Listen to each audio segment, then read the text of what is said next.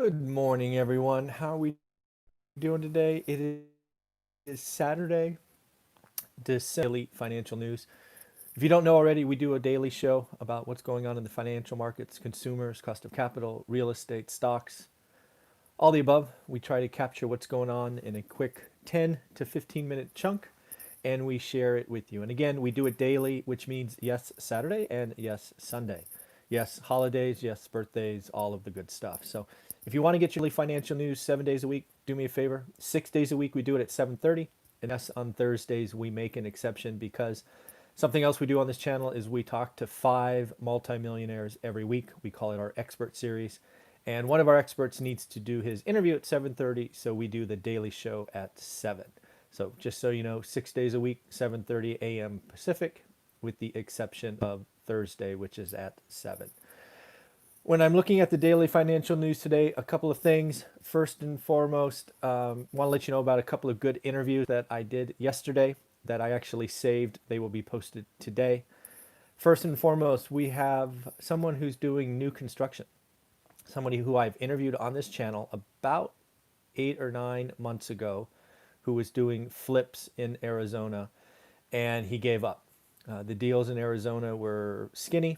He tells a story about how he, nearly lost money on his last flip, and he is now doing what is called InPhil Construction. I ask him all kinds of questions, and I'm doing this because I'm looking at potentially doing some new construction in Fresno. I may start with an infill lot. He is now doing a 20-unit subdivision, so we talk about that. This is all around my interest in serving Fresno, my market of choice, with potentially build to rent.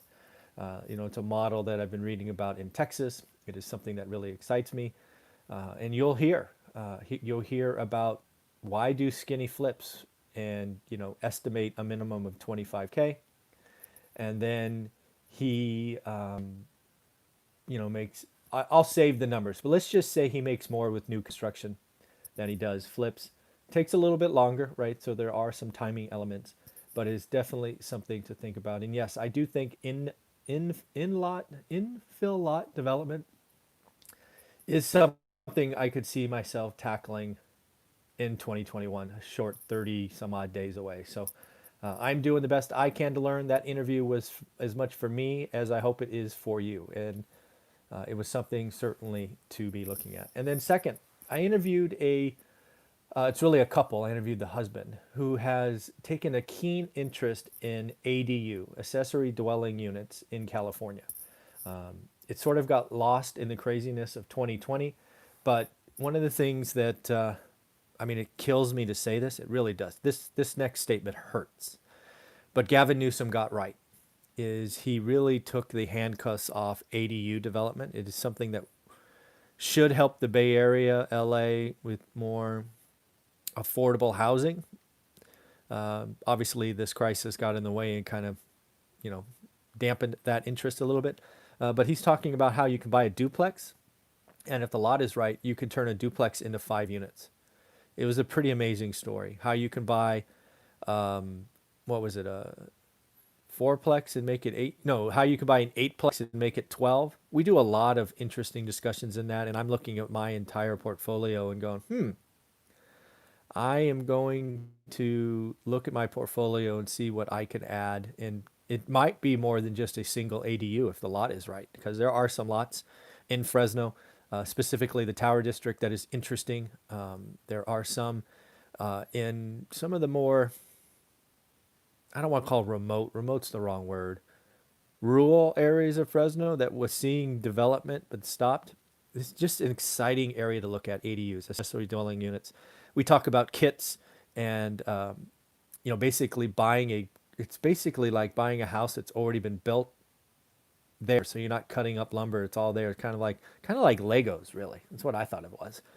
But it was a great conversation. So again, two great interviews coming out today. They're both 30 minutes. I didn't cut them up because we were just going. So look forward to those. And don't forget, we do an 8 a.m. Q&A today. That will be interesting. And then lastly, if you're one of my subscribers, I tried to message all of you with a picture today because it's something I want to talk in this conversation and in the live Q&A. So hopefully you got that.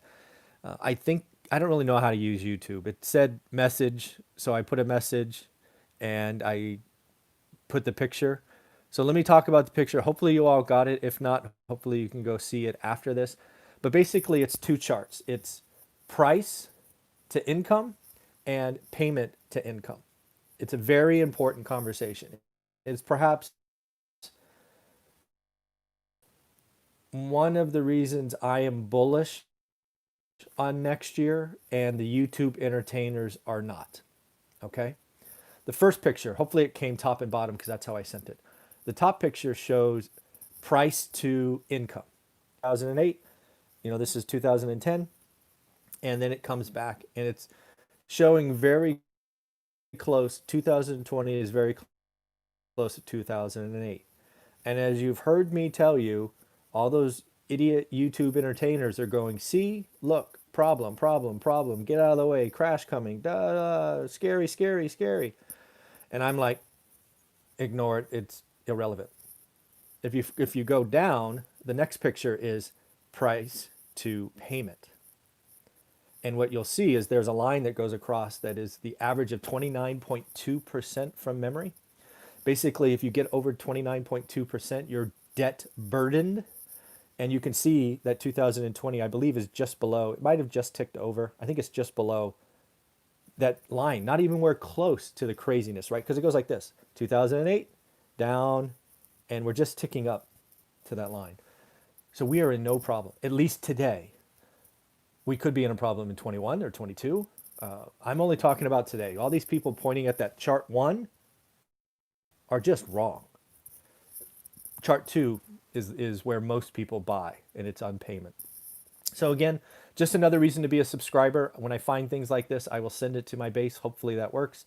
If you're not a subscriber and you want the picture, I don't know how to get it to you. So do yourself a favor, hit subscribe, give me some love, give me some thumbs up. And when I see these kind of images, I will share them with you because I think it is important. A couple other things as we talk about the daily financial news. Stimulus, it's going to come down to the wire. I don't know why Congress does this. There's a compelling event on Friday.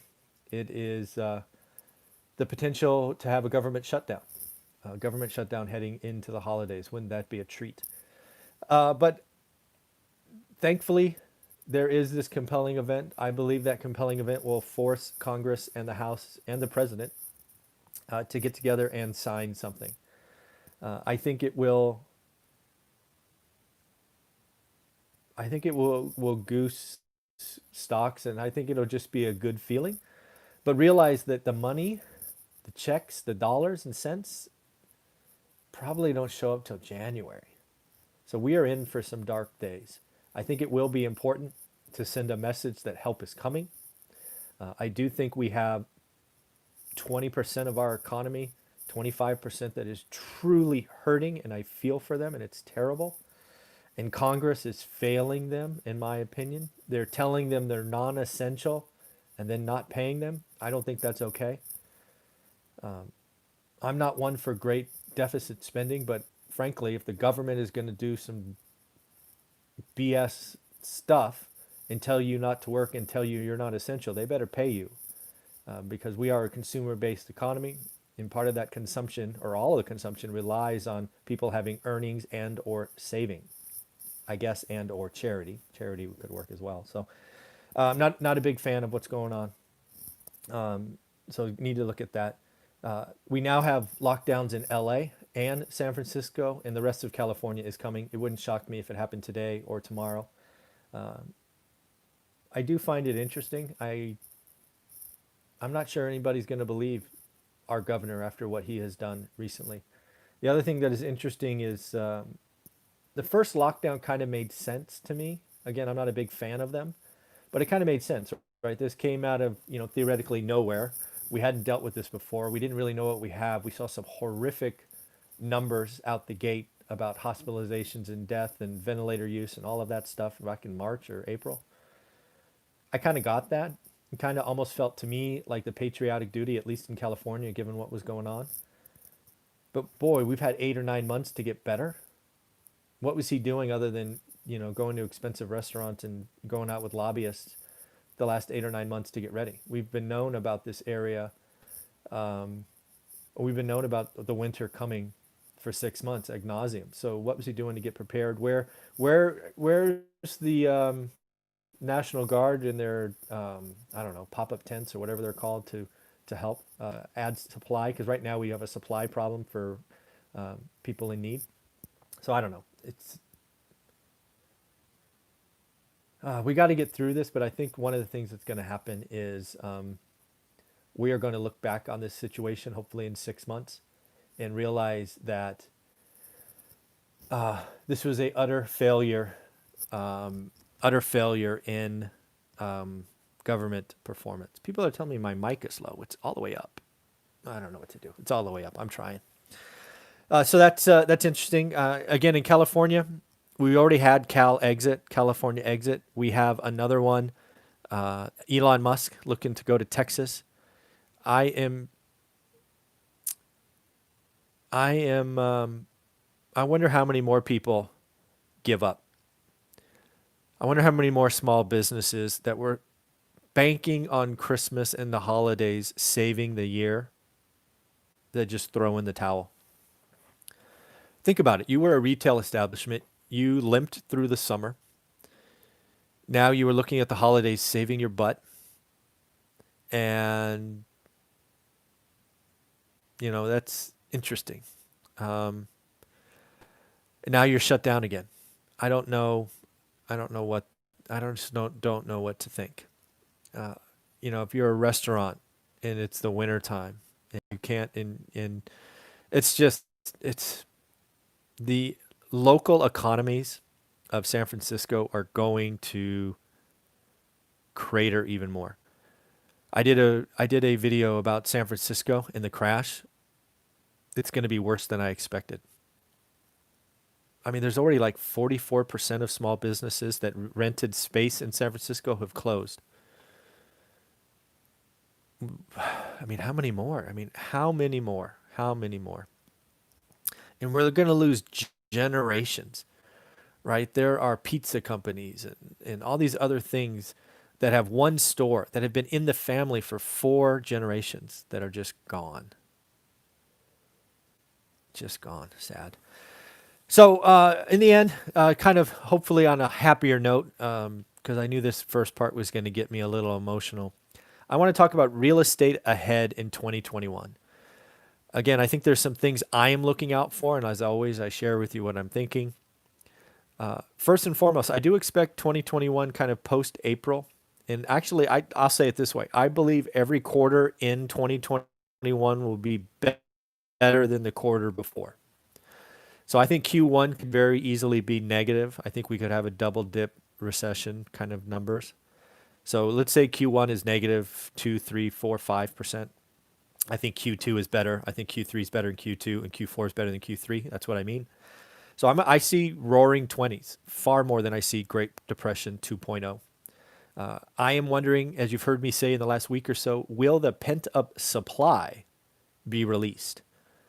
I believe we have done a decent job of releasing demand from millennials and owners or renters in Class A moving to owners. I will be interested to see if the supply of the move-up buyers, right? Think about everybody who bought a home in 2010, 2011, 2012. They've seen amazing appreciation. They would normally be ripe to upgrade. They didn't upgrade in 2020. At least most of them didn't. I'm wondering if that inventory comes on the market. So I'll be watching that.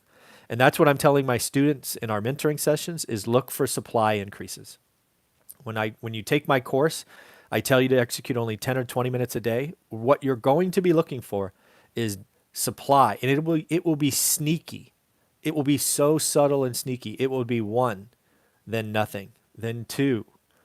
Right? This is what will happen, right? It will be a trickle that turns into a wave, and if you're doing the work in my course, you will see it first, you will see it early, and you will be able to do good or great deals before anyone else.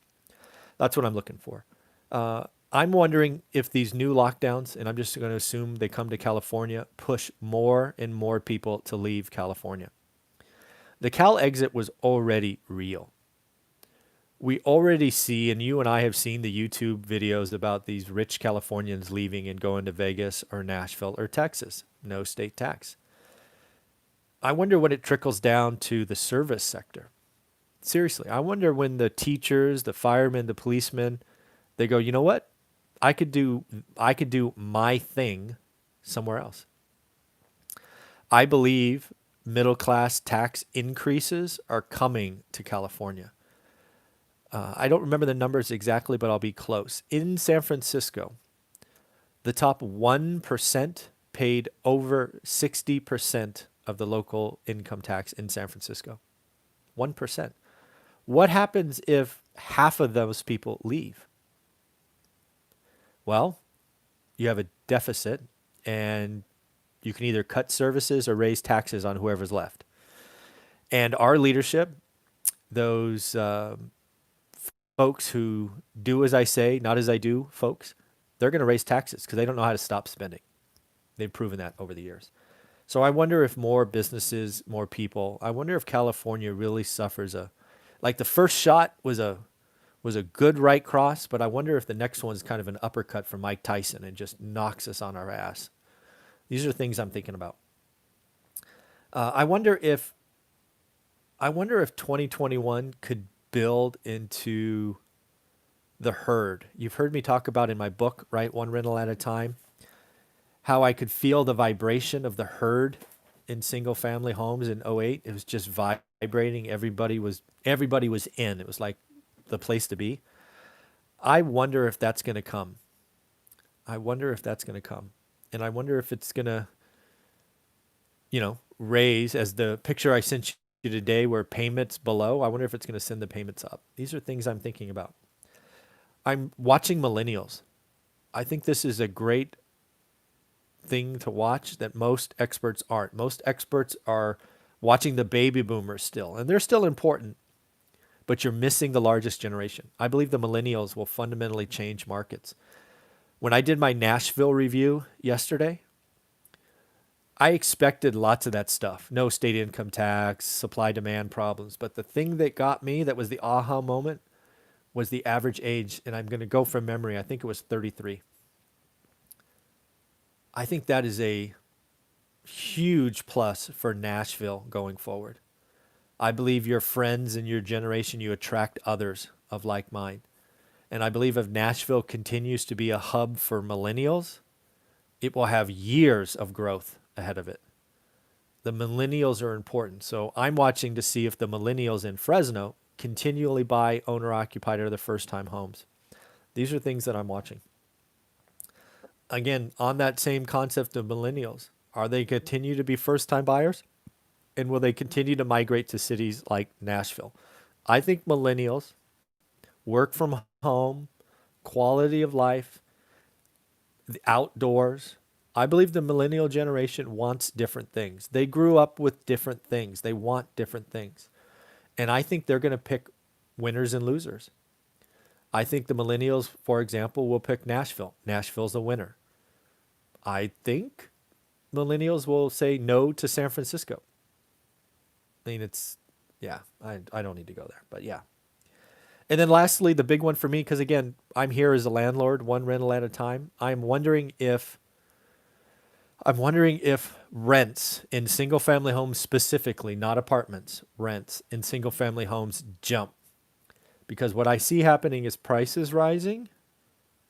More and more people, it becomes unaffordable, right? We talk about this on the channel all the time. It becomes unaffordable, and then rents rise as well. And again, rent control in California does not impact single family homes. Kind of cool, right? So that's what I'm thinking. That's what I'm watching. Again, if you are not one of my subscribers, you need to be, because I occasionally send pictures out. I believe how it works is when you have a YouTube channel, it ties to one of your emails. And then when you subscribe to my channel, I can send you messages. I think that's how it works. So that's what I did this morning.